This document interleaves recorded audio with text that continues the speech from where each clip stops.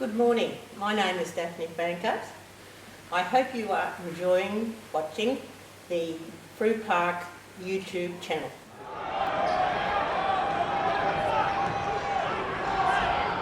Hi, I'm Jimmy Shepherd.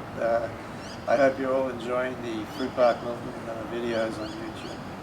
Good morning, I'm Hugh Lunn in Brisbane, and with me today is Queensland has an amazing tennis history, and with me today is part of that history and one of the real characters of Australian tennis and world tennis, Brian Laver. G'day, Brian. Hey, how are you, mate? And he's also a bit of a mate of mine as well.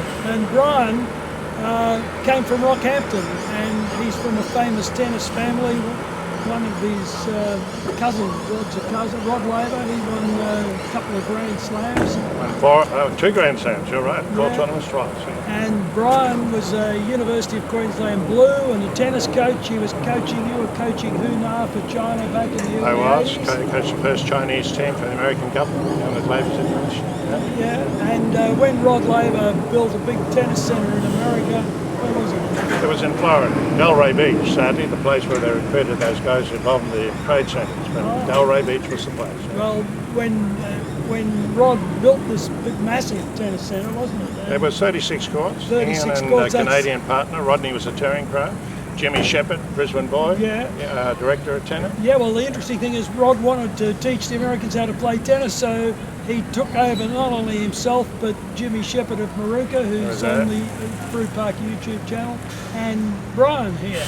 And so, Brian, tell us about coming from Rockhampton. How is it that a city like Rockhampton produced people like Rod Laver and Mel Anderson was from Theodore nearby, and Daphne Fancutt was from Monday. I think country tennis was very strong, like country cricket. Sport was very important in those days.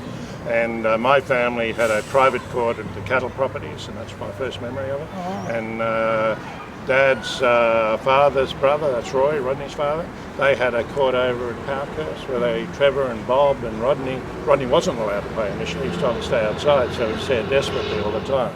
Charlie Hollis was teaching, I think, Trevor then to be the best tennis player. And Dad was a tennis player. My brother Ian was in the Hopman Cup, a tennis player. And did Rod's career influence you in sticking with tennis? Not really. I mean, it was hard to avoid tennis in terms of family expectations, seeing they expected to play tennis. But Rodney was a bit 4 or 5 years older than me, so I didn't have a lot to do with Rodney. I call him Rodney. Jim gets it. Everyone calls him Rod. I said, but his family's Rodney. I've heard him call you Blue. Because people probably don't realise you used to have reddish hair. Yeah, that's right. Well, he is... eventually Rockhampton Tennis Centre was really powerful. It had a big tennis operation. We had the private clubs, Rockhampton Club. Club tennis was more powerful. Now you're flat out getting 6 people to play at the level of A grade in a club. Yeah. And that's one of the big problems for So is this why Queensland produced so many champion tennis players? Well, I think there were a lot of, the Anderson and Emerson, they were country players, they were a key player. Daphne was country girl, Daphne Saney, those sorts of players. I think that was a big role. But they basically, we played all the age titles. We were groomed to play tennis. Yeah. And as a tennis coach, do you think we had a better system then? But, how do you make people into good tennis players? No, Jimmy Shepherd and I always laugh about the fact when we see the amount of coaching these guys are getting these days that we didn't get coached at all. We taught ourselves by hitting with good players. Jimmy never got coached. I got coached, was supposed to get coached by Rodney's coach, Charlie Hollis, but he liked to rum on a Friday night, so he didn't turn up on the Saturday night. So we had to import a guy called Don Kerr from Sydney to do the real work on the ground. Now, I think it's just got to do in some places. Great players came up in that period.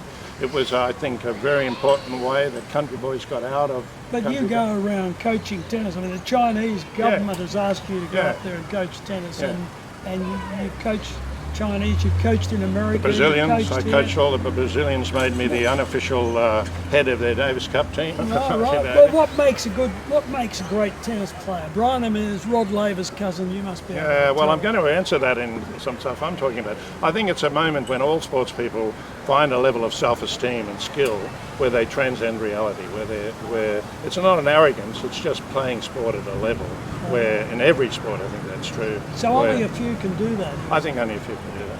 Yeah. I think that's where the great Grand Slam players come. I mean, Federer's got that skill, Nadal's got that skill.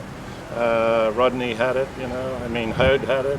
Gonzalez. So had what do it. you mean by transcend reality? Well, there's so much pressure on you that I think you've got to play the big points in a way in which they don't take on that level of importance. You have to just regard it as a normal situation, and you have to play your best of it. You can easily see that Brian was also an academic Oh, yeah, and thank you. a very political person. His own bookshops. You've done all sorts of things. I have. I've got too many books. My partner says if I bring any more in, I'm out. So I thought of getting a houseboat on the Clarence River and floating up and down catching flathead and whiting. And in my older years, which I'm approaching. Yeah, well, the Lavers have always been great fishermen. haven't They have. they? Rod, I've seen lots of photos of him with fish. You should see. I think they're in the Tennyson archives, aren't they? Yeah. And I put the Laver family down to being responsible for wiping out the groper population from bloody Bundaberg to Mackay. Oh, dear. See those? Yeah. Okay, well, Brian, lovely to talk to you. He's a great character, great tennis player, great tennis coach, and also a humanitarian. Thank you. And one of the lovely things when you gave me your book, I noticed about Fletch. Inside it was from one great tennis player to another, Hugh. There you go. Thank you.